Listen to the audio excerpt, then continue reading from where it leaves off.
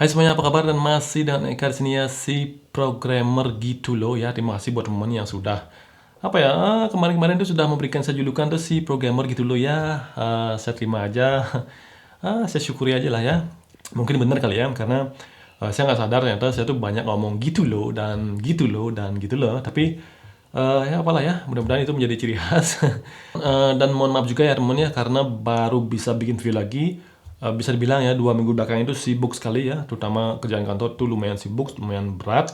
Jadi pas weekend itu saya manfaatkan untuk istirahat yang sebanyak-banyaknya gitu loh. Dan akhirnya kali ini saya bisa bikin video lagi, tapi ya saya nggak ingin bahas yang ribet-ribet.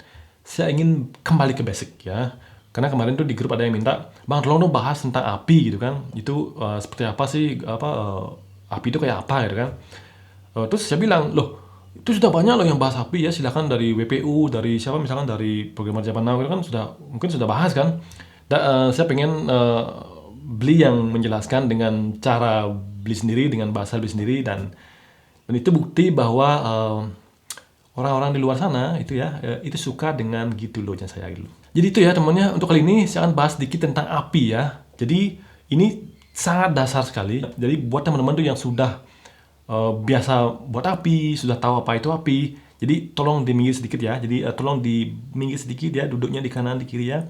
Jadi buat teman-teman tuh yang masih perlu info lebih banyak ya tentang API itu seperti apa, dasarnya itu seperti apa, kenapa kita perlu API, itu bisa maju ke depan dan nonton paling depan gitu loh.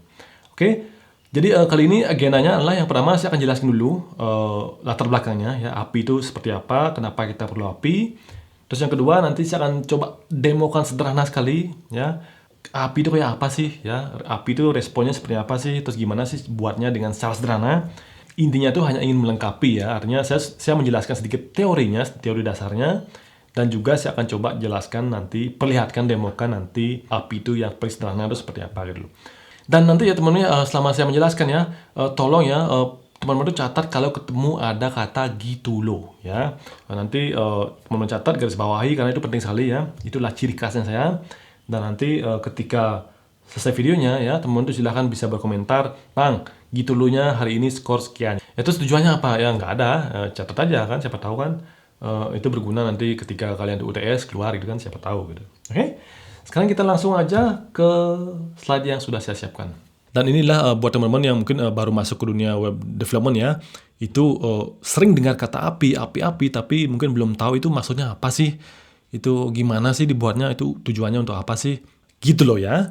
Tapi sepertinya penting sekali saya tuh jelaskan dulu teman-teman ya, itu bagaimana sih sebenarnya website itu bekerja, apa sih hubungan antara web server dengan web browser yang kita pakai sehari-hari, itu seperti apa.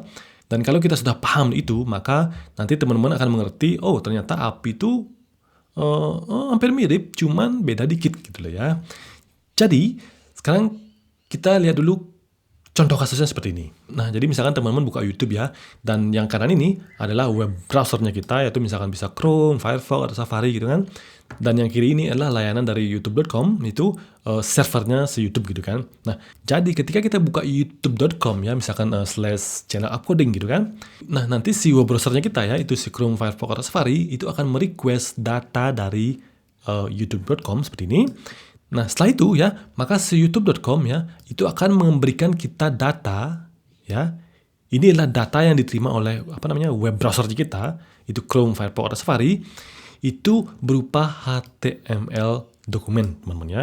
Makanya saya bilang ini basic sekali, bahwa ketika kita tuh mengakses sebuah website ya, itu kita tuh nggak nerima langsung websitenya tuh cantik seperti itu, nggak. Yang kita terima, yang diterima oleh web browsernya kita adalah sebuah dokumen yang namanya tuh HTML. Ya, teman-teman pasti udah dengar kan?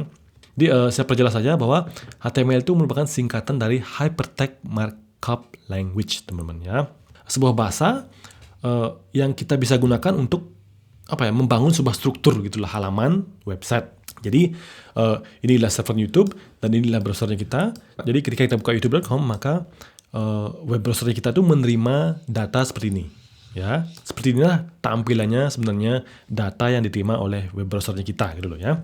Nah, sekarang pertanyaannya, gimana bisa HTML yang seperti ini ya, yang berupa teks seperti ini tuh bisa tampil cantik di browser? Itulah sebenarnya web browser, teman-teman. Itulah tugasnya dari web browser. Jadi menerjemahkan ya, artinya teks HTML seperti ini, dokumen HTML seperti ini itu yang misalnya kalau kita baca langsung itu bisa bikin pusing, tapi web browser itu bertugas untuk menerjemahkan semua kode-kode tersebut itu menjadi sebuah tampilan yang cantik seperti ini gitu loh. Jadi bukan YouTube-nya yang merender ya, artinya jadi bukan YouTube-nya yang merender dia tuh langsung cantik seperti ini, tapi dia tuh hanya mengembalikan berupa dokumen HTML dan diterjemahkan oleh Chrome, Firefox, Safari atau yang lainnya itu menjadi sebuah tampilan yang seperti ini, teman. Itu adalah fungsi utama dari web browser. Dari sana teman udah ngerti kan, artinya tugasnya si server itu ngapain aja, terus tugasnya si web browser itu ngapain aja gitu loh. Dan sekarang ya misalkan saya adalah pemiliknya YouTube kan, dan saya menyadari bahwa ternyata beberapa tahun belakangan itu mobile app itu semakin merebak gitu ya. Artinya pengguna dari mobile app itu semakin banyak. Nah, dan saya juga ingin bahwa YouTube itu punya mobile app sendiri. Tapi sekarang YouTube hanya bisa diakses dari web browser saja, gitu kan? Dan sekarang kalau misalkan kita tuh membuat sebuah aplikasi mobile untuk YouTube, itu nggak mungkin kan si aplikasi itu langsung ngambil data dari si websitenya, karena websitenya itu sekarang ketika kita akses itu mereka tuh mereturn format HTML. Bisa sih, cuman nggak lazim bahwa sebuah aplikasi mobile itu ngambil datanya itu langsung dari HTML-nya, terus itu HTML itu di-parsing sama mobile app-nya, terus baru menampilkan data sesuai dengan tampilan yang diinginkan gitu kan. Itu bisa aja sih, cuman ribet kan buat para mobile app developernya, karena mereka tuh menerima data berupa HTML dan mereka tuh harus bisa dibilang memparsing itu HTML-nya lagi, terus mengambil datanya baru bisa menampilkan sesuai dengan desain yang kita tentukan. Itu ribet ya. Makanya biasanya mobile app developer itu biasanya bekerja dengan format yang berbeda ya. Bukan HTML, tapi misalkan yang paling simple dan yang paling umum adalah JSON, teman-teman, seperti ini ya. Misalkan seperti ini, title, terus video ya, daftar videonya seperti apa. Itu formatnya JSON.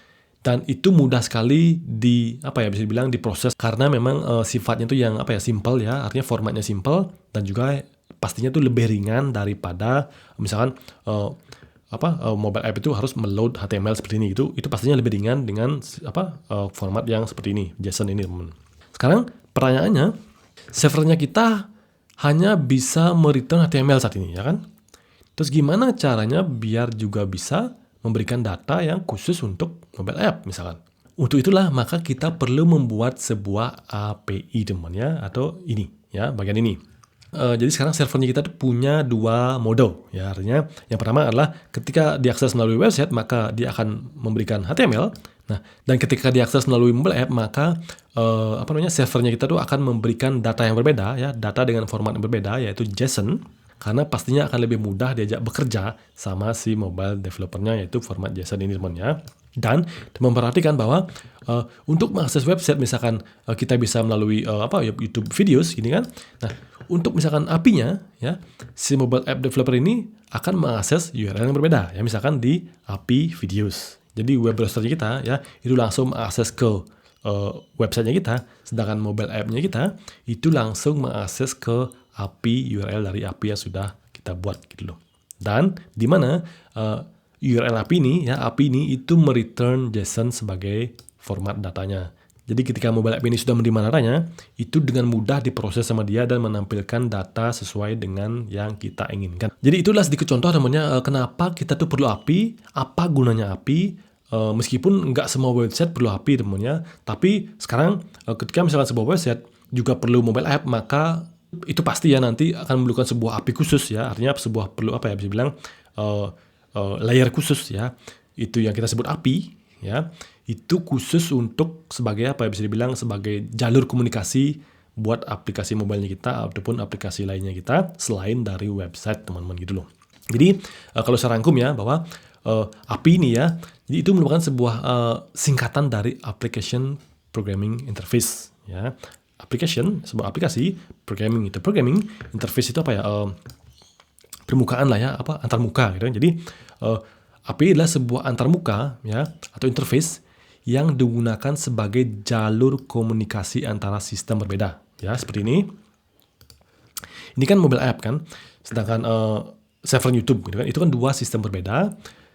Kita buatkan sebuah jalur komunikasi khusus ya, yang namanya API ya, itu menggunakan format tertentu ya, yang paling umum misalkan JSON Web server dengan aplikasinya kita itu adalah dua sistem yang berbeda, tapi mereka tuh saling berkomunikasi dengan format yang sama yaitu JSON, gitu teman-teman.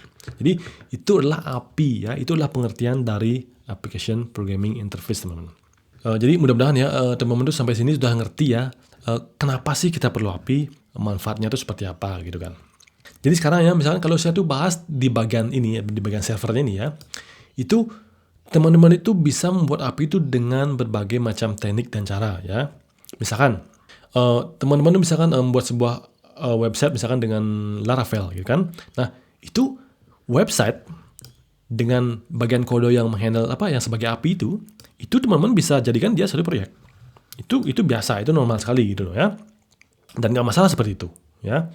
Itu saya sarankan ya, misalkan ketika teman-teman itu membuat sebuah website terus perlu API, nggak usah dulu buru-buru mikirkan nanti dipisah aja ya sekalian ya biar nanti lebih gini, lebih scalable atau gimana kan. Silakan aja kalau mau silakan, cuman kalau saya tuh selalu start simple dulu ya, KISS ya, keep it simple stupid, artinya kita kan nggak tahu ya ini nanti yang pakai siapa gitu kan. Jadi kalau kita belum tahu ya kita bikin simpel aja dulu, ya udah saya jadiin satu aja dulu website sama API-nya itu jadi satu proyek. Dan ketika ya nanti misalkan saya merasa bahwa sepertinya website sama API itu perlu dipisah deh ya, biar mereka tuh bisa bekerja masing-masing biar lebih efisien. Atau misalkan saya ingin website sama API saya tuh dengan menggunakan dua bahasa yang berbeda misalkan, itu baru misalkan cocok kita tuh pisah seperti itu teman ya. Tapi biasanya tuh mereka itu connect ke database yang sama, ya kan? Karena kan pastinya dari website kita tuh ingin menampilkan data dari database, begitu juga dengan dari API, kita juga ingin mengambil data dari database gitu loh. Meskipun secara development, secara misalkan kita deploy, itu mereka tuh terpisah, tapi secara umum adalah mereka tuh memiliki tujuan yang sama, yaitu memberikan informasi kepada yang meminta, ya kan? Kalau misalkan web browser, maka kita kasih HTML, kalau misalkan mobile app, kita kasih JSON gitu loh. Dan kalau misalkan saya tambah sedikit lagi ya, artinya kalau misalkan dari bahasa ya, kalau untuk website ya kita sudah tahu semua bahwa kita tuh perlu HTML kan, HTML, CSS, JavaScript gitu kan. Terus misalkan kalau untuk bagian dinamisnya kita bisa pakai PHP, Node.js, Python gitu kan, terus dengan berbagai web framework juga, misalkan Laravel dari PHP, terus Node.js itu bisa pakai Express kan, ataupun Python bisa pakai Django atau Flask gitu kan untuk membuat website. Nah, begitu juga dengan API-nya. Misalkan kalau misalkan kita pisah dia proyeknya, maka kita tuh bisa pakai bahasa yang berbeda juga gitu kan. Misalkan Node.js, Python, PHP, Golang atau Java gitu kan, khusus untuk API-nya, di mana mereka tuh semua mereturn data yang berbeda yaitu JSON. Berbeda dengan HTML berbeda dengan websitenya yang mereturn data HTML gitu loh. Oke teman, jadi gimana? Itulah sedikit ya tentang dasar-dasar dari API ya. Mudah-mudahan dari sedikit ilustrasi tersebut teman tuh bisa memahami.